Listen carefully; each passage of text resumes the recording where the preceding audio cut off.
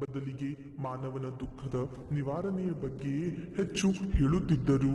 ಅವರ ಬೋಧನೆಗಳು ಕೇವಲ ಹೊರಗಿನ ಆಚರಣೆಗಳಿಗೆ ಸೀಮಿತವಾಗಿರದೆ ಪ್ರತಿಯೊಬ್ಬ ವ್ಯಕ್ತಿಯು ತನ್ನೊಳಗೆ ಇರುವ ಸತ್ಯವನ್ನು ಹೇಗೆ ಕಂಡುಕೊಳ್ಳಬೇಕು ಎಂಬುದರ ಮೇಲೆ ಕೇಂದ್ರೀಕೃತವಾಗಿದ್ದವು. ಇದನ್ನು ಒಂದು ಕಥೆಯ ಮೂಲಕ ತಿಳಿದುಕೊಳ್ಳೋಣ. ಒಂದು ದಿನ ಬುದ್ಧ ತನ್ನ ಶಿಷ್ಯರಾದ ಚೇತನ್ ಮತ್ತು ಬೋಧಿ ಜೊತೆ ಒಂದು ಹಳ್ಳಿಯ ಮೂಲಕ ಹಾದು ಹೋಗುತ್ತಿದ್ದರು. ಅಲ್ಲಿನ ಜನರು ಬುದ್ಧನ ಆಗಮನದಿಂದ ಬಹಳ ಸಂತೋಷಗೊಂಡಿದ್ದರು. ಬುದ್ಧರು ತಮ್ಮ ಸಹಜವಾದ ಶಾಂತ ಚಿತ್ತದಿಂದ ಎಲ್ಲರನ್ನು ನೋಡುತ್ತಾ ಸಾಗುತ್ತಿದ್ದರು. ಆಗ ಅಲ್ಲೊಬ್ಬ ವ್ಯಕ್ತಿ ಬಂದು ಬುದ್ಧರನ್ನು ಕೇಳಿದ, ಬುದ್ಧರೇ, ದೇವರು ಇದ್ದಾನೆಯೇ? ನಾನು ಅನೇಕ ಜ್ಞಾನಿಗಳನ್ನು ಕೇಳಿದ್ದೇನೆ, ಆದರೆ ಸ್ಪಷ್ಟ ಉತ್ತರ ಸಿಕ್ಕಿಲ್ಲ. ಇದನ್ನು ಕೇಳಿದ ಬುದ್ಧರು ಅವರಿಗೆ ಹೇಳುತ್ತಾರೆ, ನಿನಗೆ ಏನು ಅನಿಸುತ್ತದೆ? ಆಗ ಆ ವ್ಯಕ್ತಿ ಉತ್ತರಿಸಿದ, ನನಗೆ ದೇವರು ಇದ್ದಾನೆ ಎಂದು ಅನಿಸುತ್ತದೆ, ನಾನು ನಂಬುತ್ತೇನೆ, ಆದರೆ ನಿಮ್ಮ ಅಭಿಪ್ರಾಯವೇನು?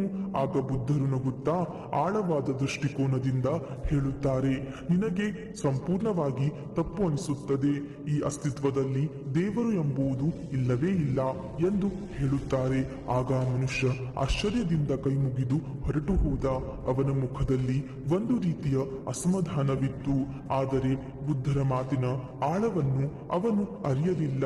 ಸ್ವಲ್ಪ ದೂರ ಹೋದ ಮೇಲೆ ಇನ್ನೊಬ್ಬ ವ್ಯಕ್ತಿ ಬುದ್ಧರ ಬಳಿ ಬಂದು, ಬುದ್ಧರೇ, ನಾನು ಅನೇಕ ದಿನಗಳಿಂದ ತಳಮಳಗೊಂಡಿದ್ದೇನೆ. ನನಗೆ ದೇವರ ಬಗ್ಗೆ ಇರುವ ಎಲ್ಲ ಮಾತುಗಳು ಸುಳ್ಳು, ಇದು ಬರೀ ಮೂಢನಂಬಿಕೆ ಎಂದು ಅನಿಸುತ್ತದೆ. ನಾನು ದೇವರನ್ನು ನಂಬುವುದಿಲ್ಲ ಎಂದು ಹೇಳುತ್ತಾನೆ. ಆಗ ಬುದ್ಧರು ನಕ್ಕರು ಮತ್ತು ಪ್ರೀತಿಯಿಂದ ಹೇಳಿದರು, ನಿನಗೆ ಸಂಪೂರ್ಣವಾಗಿ ತಪ್ಪು ಅನಿಸುತ್ತದೆ. ಈ ಅಸ್ತಿತ್ವದಲ್ಲಿ ದೇವರು ಮಾತ್ರ ಇದ್ದಾನೆ, ಬೇರೇನೂ ಇಲ್ಲ. ಒಮ್ಮೆ ಕಣ್ಣು ಮುಚ್ಚಿ ನೋಡು ಮತ್ತು ಹುಡುಕು ಎನ್ನುತ್ತಾರೆ. ಆಗ ಈ ಉತ್ತರ ಕೇಳಿ ಚೇತನ್ ಮತ್ತು ಬೋಧಿ ಗೊಂದಲಕ್ಕೊಳಗಾದರು. ಒಂದೇ ಪ್ರಶ್ನೆಗೆ ಎರಡು ಬೇರೆ ಬೇರೆ ಉತ್ತರಗಳೇ ಎಂದು ಯೋಚಿಸಿ ಅವರು ಬುದ್ಧರ ಬಳಿ ಉತ್ತರ ಕೇಳಲು ಹಿಂಜರಿದರು. ಆದರೆ ಅವರ ಮನಸ್ಸಿನಲ್ಲಿ ನೂರಾರು ಪ್ರಶ್ನೆಗಳು ಮೂಡಿದ್ದವು. ಆಗ ಸಂಜೆಯಾಗುತ್ತಾ ಬಂದಿತು. ಬುದ್ಧರು ವಿಶ್ರಾಂತಿಗಾಗಿ ಒಂದು ಮರದ ಕೆಳಗೆ ನಿಂತರು. ಆ ಗ್ರಾಮದ ಇನ್ನೊಬ್ಬ ವ್ಯಕ್ತಿ ಬಹಳ ಗಾಬರಿಯಿಂದ ಬುದ್ಧರ ಬಳಿ ಓಡಿ ಬಂದು ಅವನು ಉಸಿರು ಎಳೆಯುತ್ತಾ ಜೋರಾಗಿ ಕೇಳಿದ, ಬುದ್ಧರೇ, ದೇವರು ಇದ್ದಾನೋ ಇಲ್ಲವೋ? ನಾನು ಹಲವು ವರ್ಷಗಳಿಂದ ಇದನ್ನು ಹುಡುಕುತ್ತಿದ್ದೇನೆ. ಪುಸ್ತಕಗಳನ್ನು ಓದಿದ್ದೇನೆ, ಜನರ ಮಾತು ಕೇಳಿದ್ದೇನೆ. ನಾನು ನಿಜಕ್ಕೂ ತಳಮಳಗೊಂಡಿದ್ದೇನೆ. ದಯವಿಟ್ಟು ನನಗೆ ಮಾರ್ಗದರ್ಶನ ಮಾಡಿ. ನಾನು ದೇವರನ್ನು ಕಂಡುಕೊಳ್ಳಲು ಬಯಸುತ್ತೇನೆ ಎಂದು ಬುದ್ಧರನ್ನು ಕೇಳುತ್ತಾನೆ. ಈ ಮೂರನೇ ವ್ಯಕ್ತಿಯ ಪ್ರಶ್ನೆಗೆ ಬುದ್ಧರು ಮೌನರಾದರು. ಅವರು ನಿಶಬ್ದವಾಗಿ ಶಾಂತವಾಗಿ ಕಣ್ಣು ಮುಚ್ಚಿಕೊಂಡು ಕುಳಿತರು. ಆ ವ್ಯಕ್ತಿಯನ್ನು ನೋಡಿಯೂ ನೋಡದಂತೆ ಕುಳಿತುಕೊಳ್ಳುತ್ತಾರೆ. ಆ ವ್ಯಕ್ತಿ ಸ್ವಲ್ಪ ಸಮಯ ಅಲ್ಲೇ ನಿಂತು ಬುದ್ಧರ ಮೌನವನ್ನು ಅರ್ಥ ಮಾಡಿಕೊಳ್ಳಲಾಗದೆ ನಿರಾಶರಾಗಿ ಹೊರಟು ಹೋದ. ಆಗ ಚೇತನ್ ಮತ್ತು ಬೋಧಿಗೆ ಇನ್ನಷ್ಟು ಆಶ್ಚರ್ಯವಾಯಿತು. ಮೂರು ಜನ ಒಂದೇ ರೀತಿಯ ಪ್ರಶ್ನೆಗಳು ಕೇಳಿದ್ದಾರೆ, ಆದರೆ ಇದಕ್ಕೆ ಮೂರು ಬೇರೆ ಬೇರೆ ಪ್ರತಿಕ್ರಿಯೆಗಳು. ಇದು ಅವರಿಗೆ ನಿಜಕ್ಕೂ ಆಶ್ಚರ್ಯ ಮೂಡಿಸಿತು.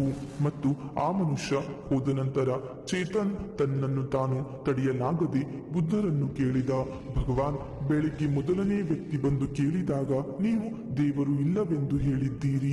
ನಂತರ ಮಧ್ಯಾಹ್ನ ಮತ್ತೊಬ್ಬ ವ್ಯಕ್ತಿ ಕೇಳಿದಾಗ ದೇವರು ಮಾತ್ರ ಇದ್ದಾನೆ ಎಂದು ಹೇಳಿದ್ದೀರಿ. ಮತ್ತು ನೀವು ಮೂರನೇ ವ್ಯಕ್ತಿ ಬಂದು ಕೇಳಿದಾಗ ನೀವು ಮೌನರಾದಿರಿ. ನಾನು ನಿಮ್ಮ ಶಿಷ್ಯನಾದರೂ ನನಗೆ ಏನು ಅರ್ಥವಾಗುತ್ತಿಲ್ಲ. ಇದರ ಹಿಂದೆ ಏನಾದರೂ ಆಳವಾದ ಕಾರಣವಿದೆಯೇ ಎಂದು ಕೇಳುತ್ತಾನೆ. ಇದಕ್ಕೆ ಬುದ್ಧರು ನಗುತ್ತಾ, ಚೇತನ್, ಮೊದಲ ವ್ಯಕ್ತಿ ದೇವರು ಇದ್ದಾನೆ ಎಂದು ನಂಬಿಕೊಂಡಿದ್ದನು. ಅವನಿಗೆ ದೇವರ ಅಸ್ತಿತ್ವದ ಬಗ್ಗೆ ಯಾವುದೇ ಅನುಭವ ಇರಲಿಲ್ಲ. ಅದು ಕೇವಲ ಒಂದು ನಂಬಿಕೆಯಾಗಿತ್ತು. ಆ ನಂಬಿಕೆಯನ್ನು ಅಳಿಸಿ ಹಾಕಿ ಅವನು ನಿಜವಾಗಿಯೂ ಹುಡುಕಲು ಪ್ರಾರಂಭಿಸಲಿ ಎಂದು ನಾನು ಹೀಗೆ ಮಾಡಿದೆ. ಆತ ದೇವರು ಇದ್ದಾನೆ ಎಂದು ನಂಬಿ ಸುಮ್ಮನೆ ಕೂರಬಾರದು. ಆ ಸತ್ಯವನ್ನು ತಲುಪಬೇಕು ಮತ್ತು ಅದನ್ನು ಸ್ವತಃ ಅನುಭವಿಸಬೇಕು. ಮತ್ತು ಎರಡನೇ ವ್ಯಕ್ತಿ ದೇವರು ಬರೀ ಸುಳ್ಳು ಎಂದು ನಂಬಿಕೊಂಡಿದ್ದನು. ಅವನಿಗೆ ದೇವರಿಲ್ಲ ಎಂಬುದು ಒಂದು ಗಟ್ಟಿಯಾದ ಧಾರಣೆಯಾಗಿತ್ತು. ಅವನ ಆ ಧಾರಣೆಯನ್ನು ನಾನು ಅಳಿಸಿ ಹಾಕಿದೆ, ಏಕೆಂದರೆ ಅವನು ಕೂಡ ದೇವರು ಇದ್ದಾನೋ ಇಲ್ಲವೋ ಎಂದು ಹುಡುಕಬೇಕು. ದೇವರ ಬಗ್ಗೆ ಒಂದು ತೀರ್ಮಾನಕ್ಕೆ ಬಂದು ಕೂರುವುದು ಜ್ಞಾನದ ಹಾದಿಗೆ ಅಡ್ಡಿಯಾಗಿದೆ. ಇದಕ್ಕೆ ನಾನು ಹೀಗೆ ಮಾಡಿದೆ. ಹಾಗೂ ಮೂರನೇ ವ್ಯಕ್ತಿ ಸಂಶಯದಲ್ಲಿದ್ದನು ಮತ್ತು ಅವನು ನಿಜವಾಗಿಯೂ ಹುಡುಕುತ್ತಿದ್ದನು. ಅವನ ಮನಸ್ಸು ಈಗಾಗಲೇ ಸತ್ಯವನ್ನು ಹುಡುಕಲು ಸಿದ್ಧವಾಗಿತ್ತು. ಅಂಥವರಿಗೆ ಯಾವುದೇ ಶಬ್ದಗಳ ಅಗತ್ಯವಿರುವುದಿಲ್ಲ.